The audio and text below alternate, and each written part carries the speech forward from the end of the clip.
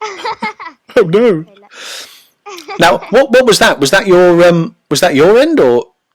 I've got no idea. I didn't I touch didn't touch anything. anything. Okay. But so Say no, I nothing. don't know. All right. Might just be yeah. Right. In that case, sit on your hands. That's the best thing. Don't touch Yeah. nothing. Right. So just in case. I'm happy if you are. What I will do is I will do a little pre-recorded intro Yeah. afterwards, based on Okay. what we've talked about. So I know what we're discussing.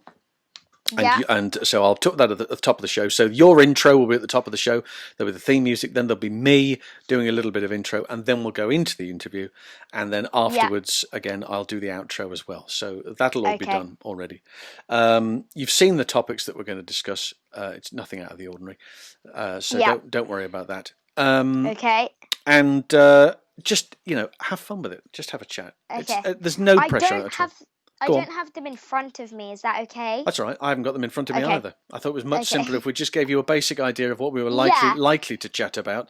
Yeah, that's what yeah. There's Yeah. going to be stuff that we have to talk about, and there's going to be stuff that we probably won't talk about. But it'll Yeah. just be a leisurely chat between the two of us. Okay. And there's the amount of people who come on and they go, "Oh my god, I'm so worried." You don't have to be worried. It's fine, Yeah. really. Okay. At any point, if you decide, I don't think I'm happy doing this, then we'll change it. We'll do something else. Really simple. It's not a Okay. problem. Okay. So I'll do a little brief intro to you. I'll do the Okay, yeah. pre-record later, but I'll do a little brief intro and then we'll go. All right? Okay, wonderful. Okay, Yeah. cool. So, folks, welcome to this week's show. And as I said in the introduction, we are with none other than Lilly Aspell this afternoon. Lilly, how are you?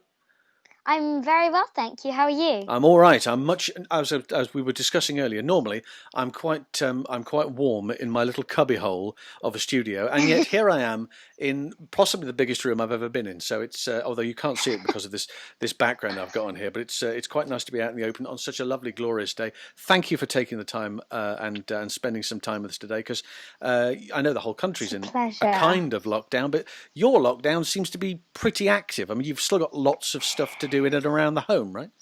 Yes, I mean, my mum's making me do chores, which she's always done. And I'm very busy in the house, and then I go outside and I've got loads and loads of jobs at the yard with the ponies and competing. My ponies, like the shows have started up again. Right. So they are getting back up and running, so it's going to be very busy. I mean, working in a sort of, because it's a working farm, isn't it? It's a working stable. That's what it is. Yeah. Well, we've got like other horses that aren't mine, and they're livery. Yeah, no, they're not livery. They are.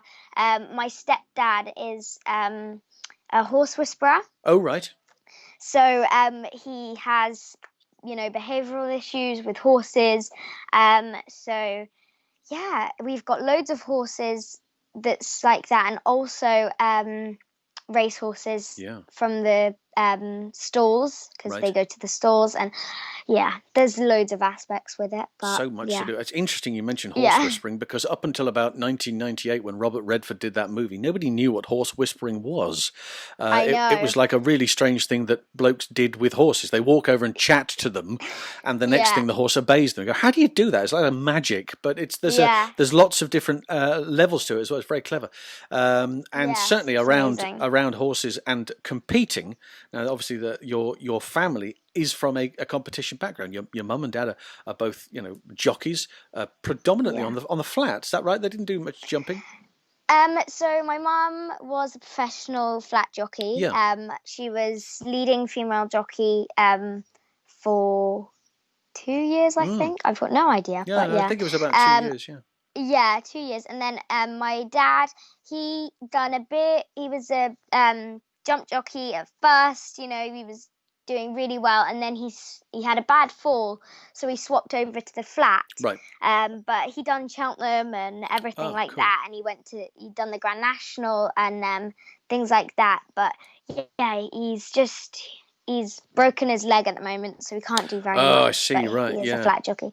Yeah. I remember seeing your mum ride actually at Lingfield about 2014, 2015 time, probably something like that. Yeah.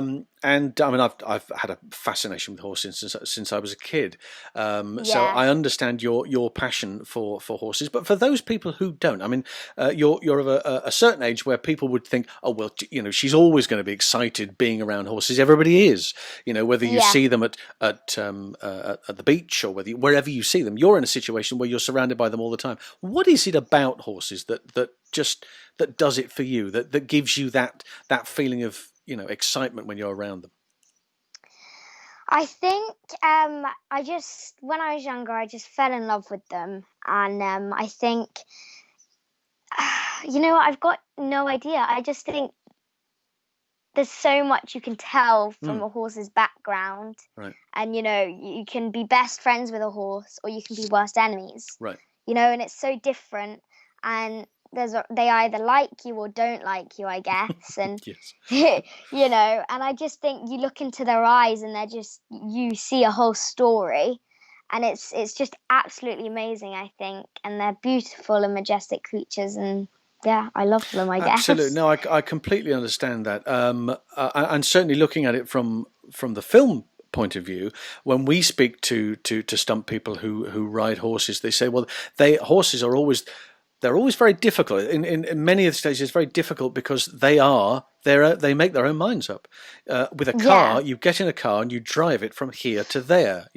With a horse, you get on it and you want to go from here to there. But if the horse decides, I'm not going to go over here, then it's going to go over there. You don't have that sort of thing.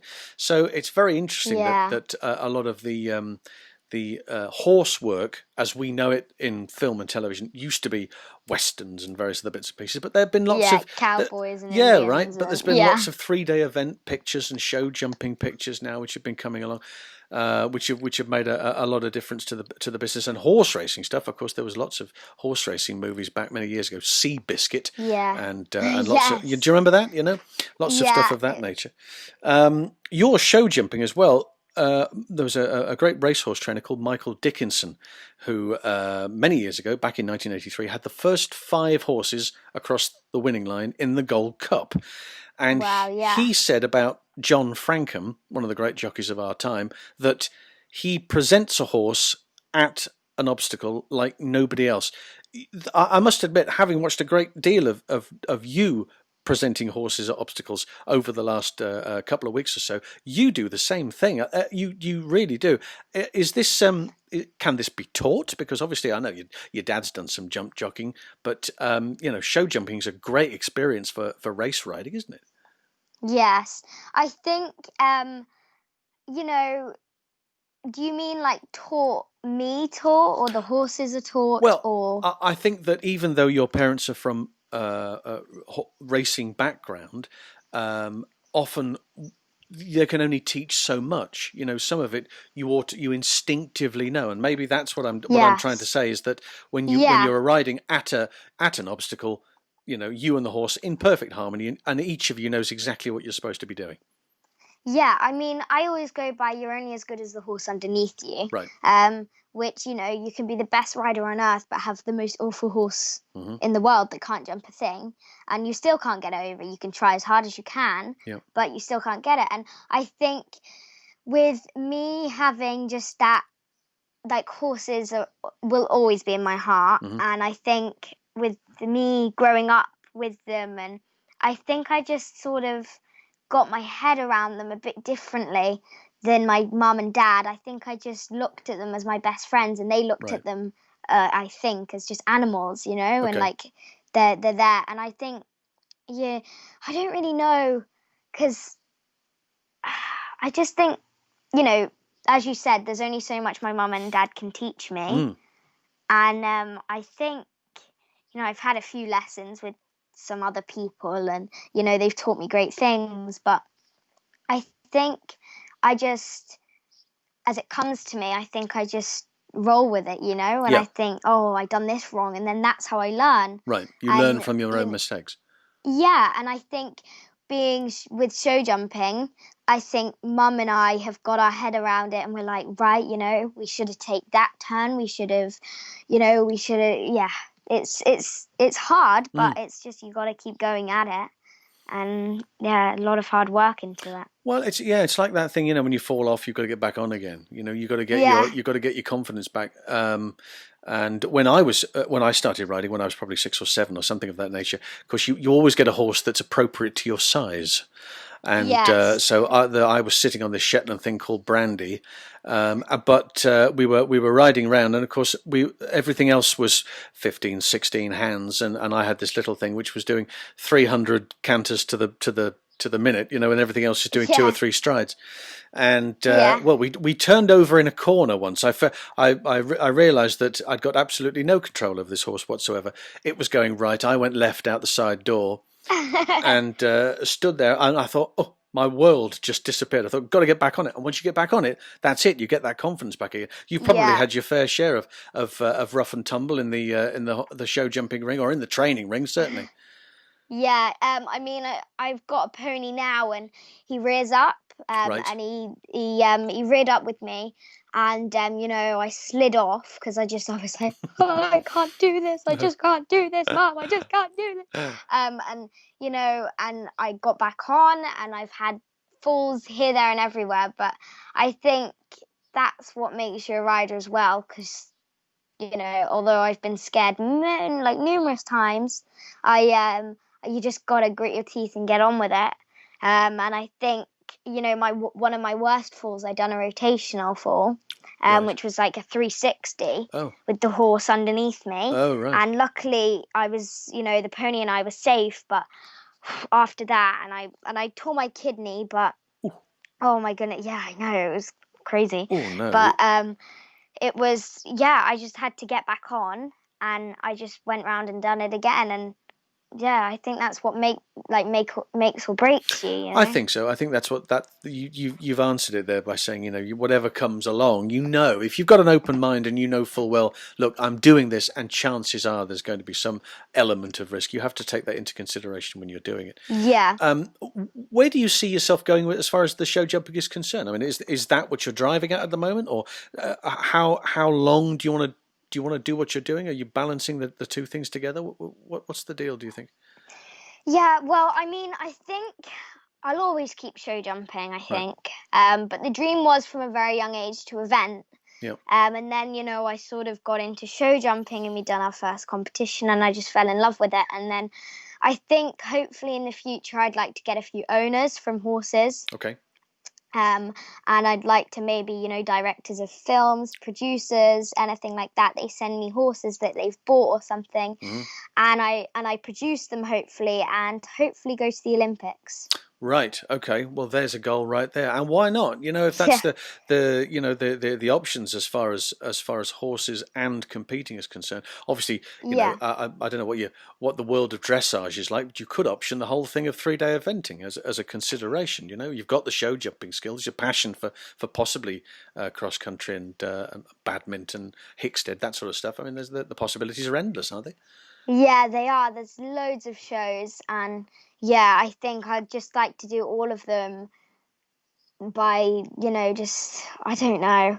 I just really want to do everything, and there's no limits. I hope not. Luckily, you've got your whole life ahead of you in order to do it. You don't have to cram it all in to a very short space of time, which is a bonus. But a lot of people arrive at this quite late, and they think, "Oh my God, I've got to do this all really quickly." But luckily, you're young enough to be able to go, right, I can pace myself here. It's fine. You've got all this to do. Yeah. But that would be great. I mean, I lived in Cheltenham for many years, at the just up the road from Presby, where we used to go to see the racing. And of course, they now have the 3-day. They have the cross-country track in the middle of the racecourse now, which has brought on some great horses over the years, including a certain horse called Tiger Roll, who obviously people may be familiar with. Is he going to come back and do it again? That's the question we all want to know. That would be sensational if he could. Oh my goodness.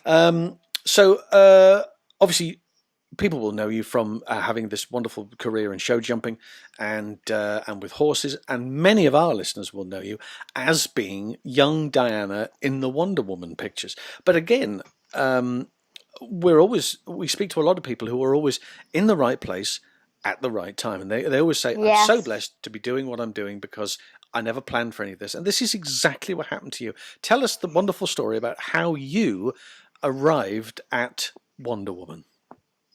So, I was actually, my mum was at a trainer's yard, working full time, and he just said to my mum, "Go and have 2 days with your daughter. You get day off." So we had a lie-in, and we went into London, and we went to Oxford Street, and we were in a shop somewhere. I can't even remember the shop, but right. And I was messing about normally, I think we were in a clothes shop, and I just put a hat and sunglasses on, and I was dancing about, and then I took them off, and this guy just tapped my mum on the shoulder, and he said, "She looks like this woman." And my mum was like, "Sorry?" "What woman? What?" Yeah, what? Sorry? And he was like, "She looks like this woman." And he showed us a picture of Gal, who I play young, and I am the image of her when she was younger. And he was like, "Here's my card. You need to bring her to this audition. You've got a really good chance." And my mum was like, Are you a stalker or something?" This guy's pulling my leg. Yeah, exactly. Yes, I know, you're a bit weird. And so I begged and begged my mum, and I was like, "Please, Mum, we really need to do it. What if this is a chance?" And so the next week, my mum had another day off, and we went to the acting agent, right. And I just went into this audition, and they absolutely loved me. And I've always been a tomboy. I'm such a tomboy, in the mud all the time, and with the horses all the time. And I bought this bow and arrow thing before, and I wasn't letting it go. And I was like, "Mum, I need to bring it into the audition." And they said, "Is that your bow and arrow?" And I said, "Yeah, I've just bought it." And I can remember this moment so clearly. And they said, "Oh my God, it's amazing." And I was just there with my bow and arrow, and I was so chuffed because they loved it.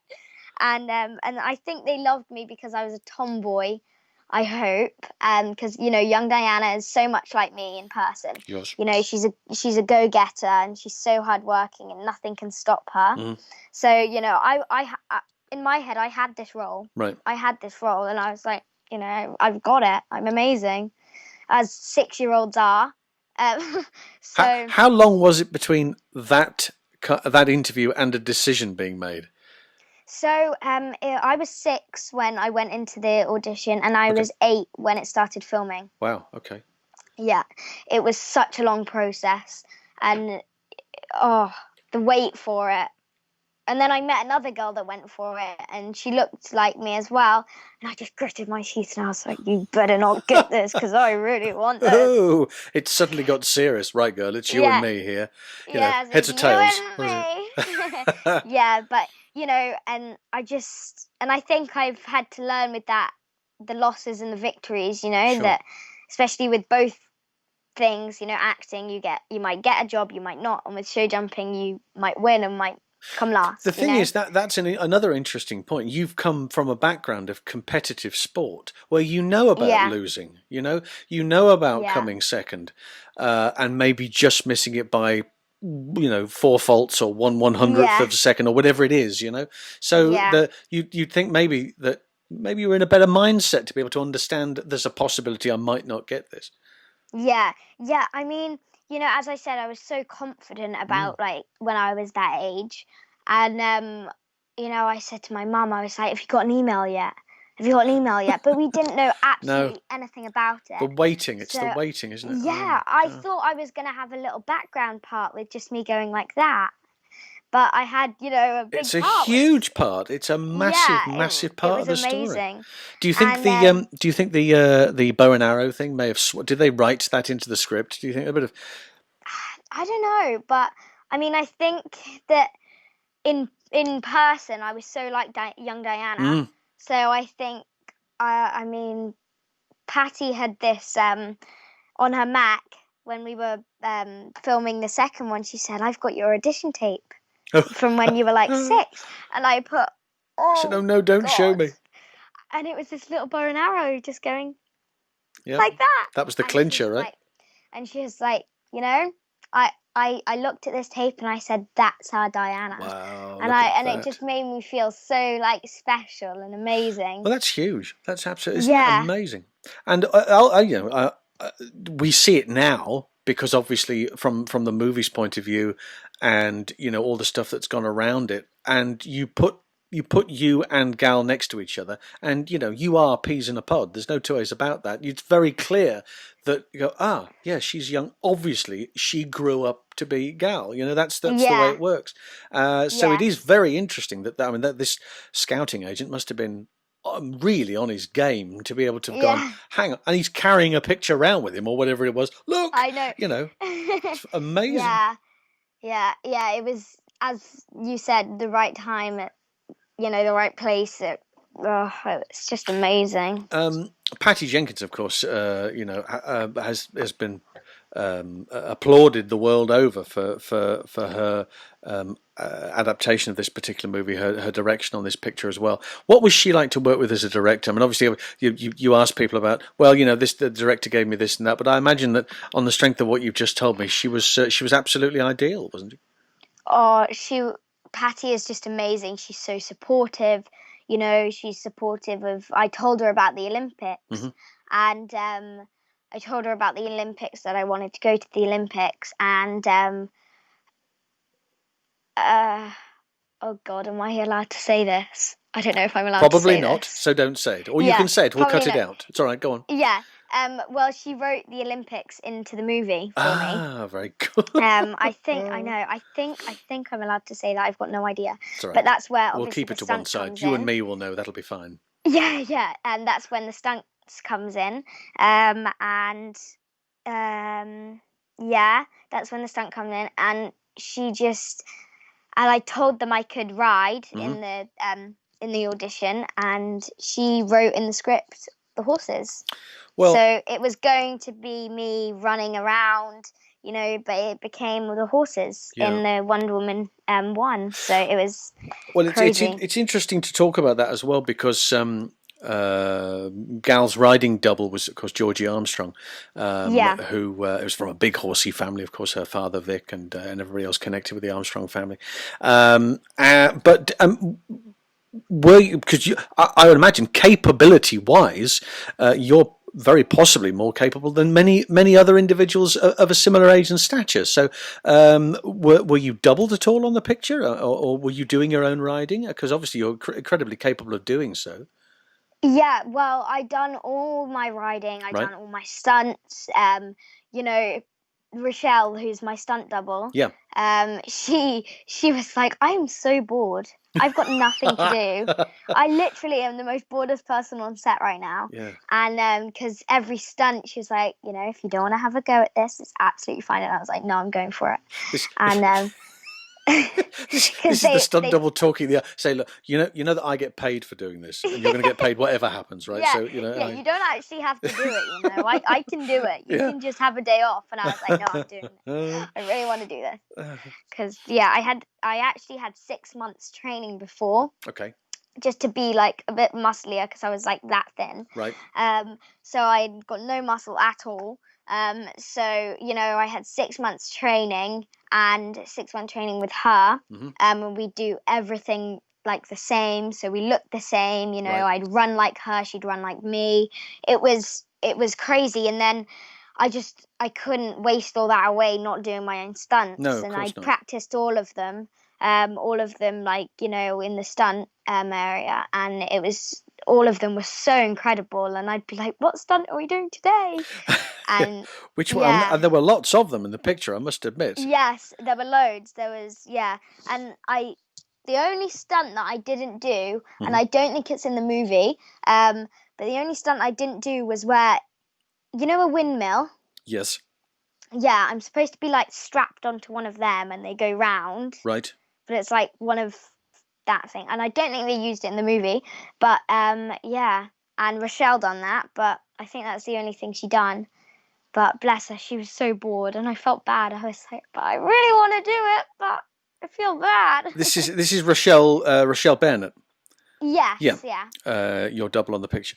Yeah. It's very, very interesting about the way in which that works, though, because obviously, as you say yourself, these the amount of stunt women on the picture was incredible. And Yeah. of course, there's those in the original movie. In the first picture, there are Yeah. lots of those battle sequences on the beach, and there's all the action being involved there. Some terrific dismounts. I remember Tilly Powell doing a wonderful dismount Yeah. from a horse as Yeah, well. that was amazing. Um, Yeah. so it's a kind of movie that kind of encapsulates everything. And of course, the new movie, whenever that comes out, because obviously the world's in a funny place at the present time. And is it this year? I Is it next think year? It's confusing. I think it's coming out in October the 2nd, I think. Right. Okay. It's coming out. Its due date.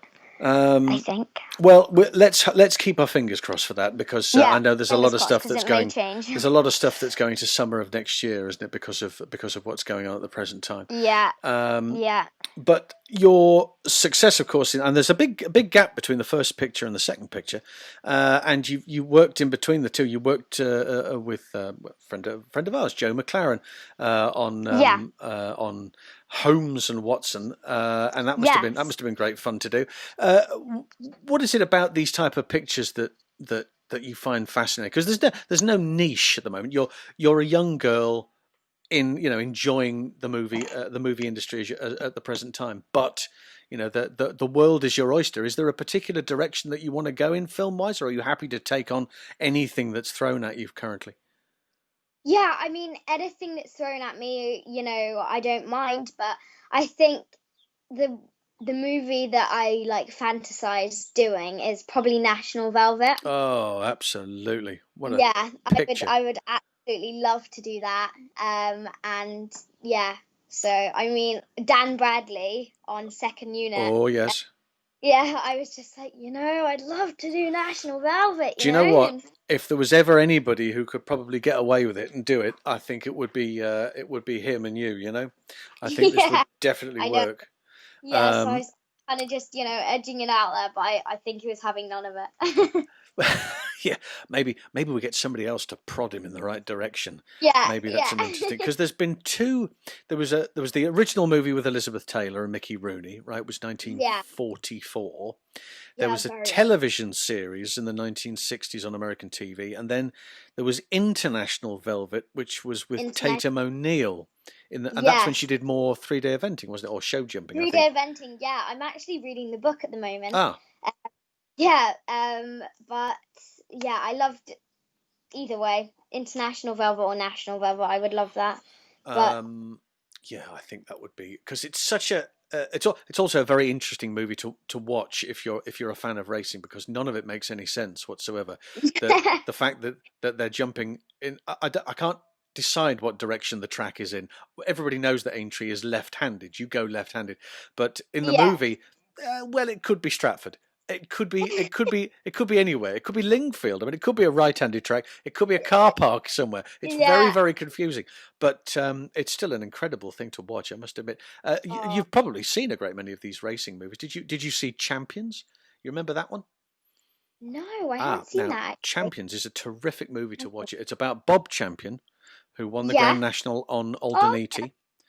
And of course, he's played by John Hurt in the movie.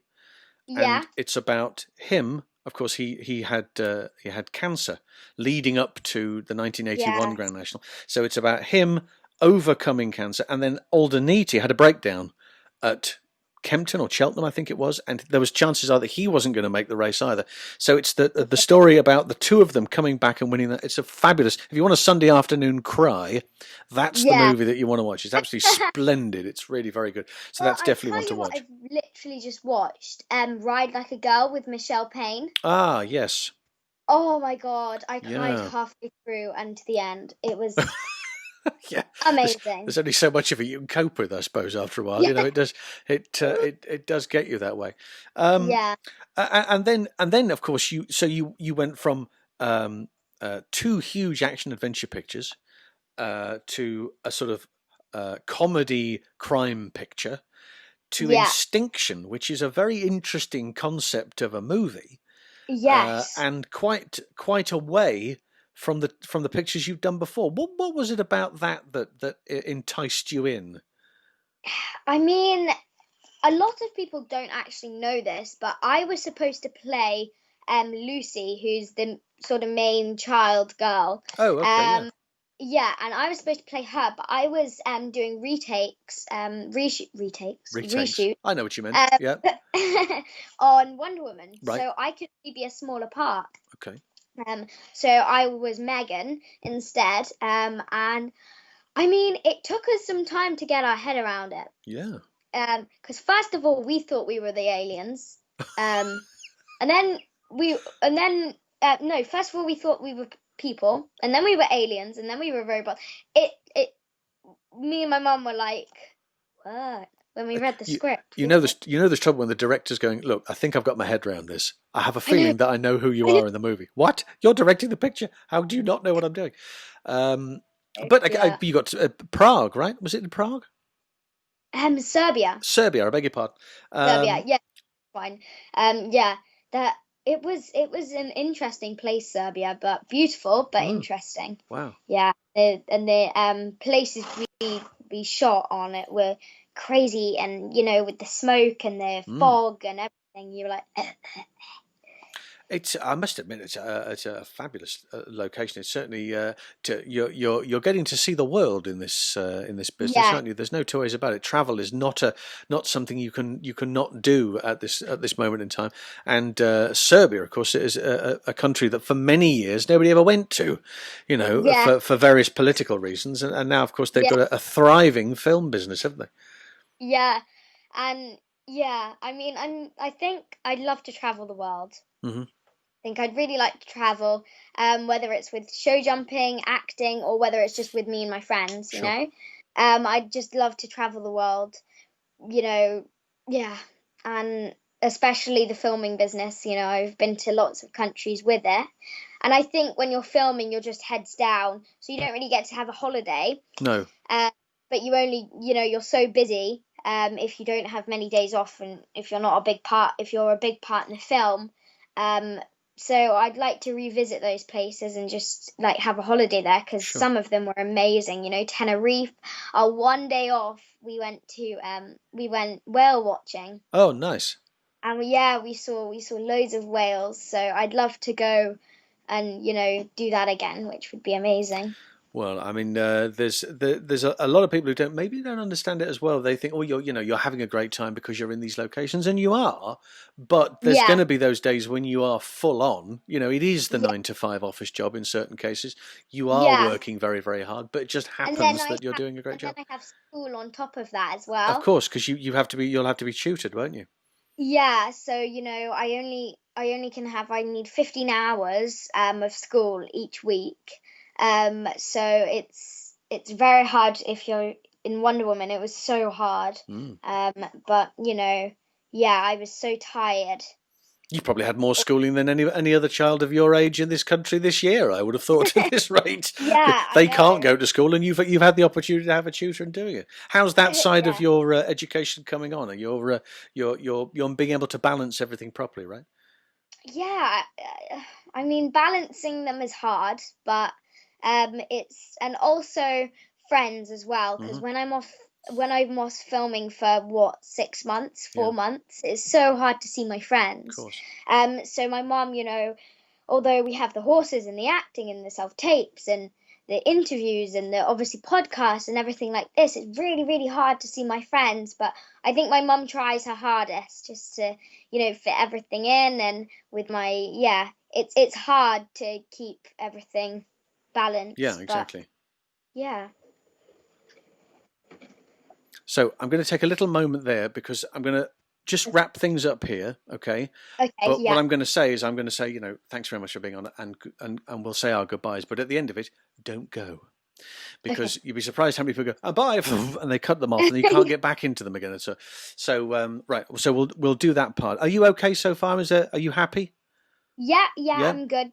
Yeah, anything else you want to do? Are you promoting anything else at this stage, or is there something that we can add on that you want to talk about?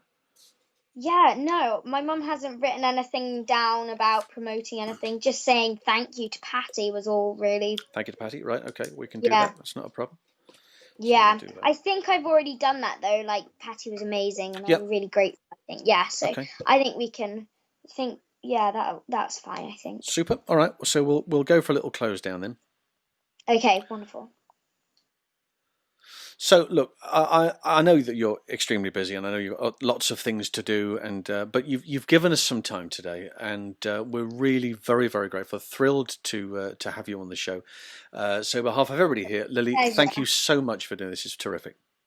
No, thank you very much for having me. I've loved my time on. Super. Okay, and then I'll edit around that. That'll be fine. We'll sort Okay. that one out. So there we are. That is effectively it, right? And what I'll do Okay. is I'll put the bit at the top, and I'll add it to Yeah. my bits that I add in, and then we'll have your bit in the middle. Okay. And what I'll probably do is when we talk about certain things, the piece you were talking to me about Wonder Woman and the stunt on the windmill, is that in the Yeah. new movie or is that in the old picture? No, that I don't think we used that, but I don't know if Okay. Patty wants it to So be said. Or what I'll that. do is I will take it out Yeah. because I was conscious of the fact that I wasn't going to stop you because you were in mid flow, but I was Yeah. conscious of the fact that I don't remember seeing that in the first movie. So I thought, Yeah. I wonder if that's the same. So I'll keep Yeah. that out. I'll put it to one side. But Okay. what I will do is probably intersperse it with some clips. Okay. Yeah. All right. So Yeah. and maybe a While theme I and was stuff like saying that. it, I was like, "Am I supposed to be saying this?" I'll just keep going. That's the thing. If this was live, that's the thing about it. If you were doing a live chat, you're going to have to trouble backtracking. But Yeah. because it's not a problem. I can just take it out. I can put the other two bits together. You'll never know it was there. And if it is okay to use, I can drop it back in again. So it's fine. Okay. But Wonderful. we'll sort of that from this end. It's not an issue. Okay. Again, Lily, thank you so much for doing this. It's absolutely fabulous. No. I have to thank Megan for putting me in Yeah. touch with you and your mum. And Yeah. I hope that you have a terrific time, whatever else you're going to be doing currently. Once I've done this, how long will this take me to do? Probably give me a week, right? Okay. And by that time, I should have a full idea of what the show is, and then I will send you a version of it. I use a thing called WeTransfer because the file will be too big. So I use a thing called WeTransfer. Just if you want to make a note down there, maybe get your mum to just check her junk mail folder because sometimes she may not recognise it. It'll drop in there.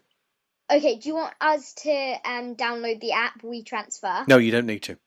Okay. No, it's fine. Okay, You'll get a link as an email, and Yeah. it'll just say click this link to download, and you'll click it. It'll go to the download, and then you'll say yes, download it, and it'll download it to your hard drive.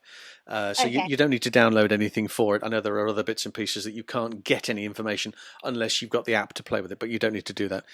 Okay. And then listen to it, and then email me back and say, look, it's okay. Or from a timeline point of view, this bit that we said at 15 minutes and 23, I Yeah. didn't mean to say that. Can we change it? And we'll move it, So Okay, if you do that, wonderful. I'll be fine. All right. Yeah. And if you ever need me for whatever you need in the future, whether it be for, I don't know, I'm a writer, so that's what I do off the top of my head. Yeah. I do writing and voiceovers and bits and pieces. So if you need anything, you and your mum give me a shout. I'll be happy to help. Oh, thank you very much. All right, Lily. Really Thanks very much. It's been an absolute pleasure. Look after yourself. You too. Thank you very much. Bye for Thank now, my you. love. Bye bye. Bye. Bye.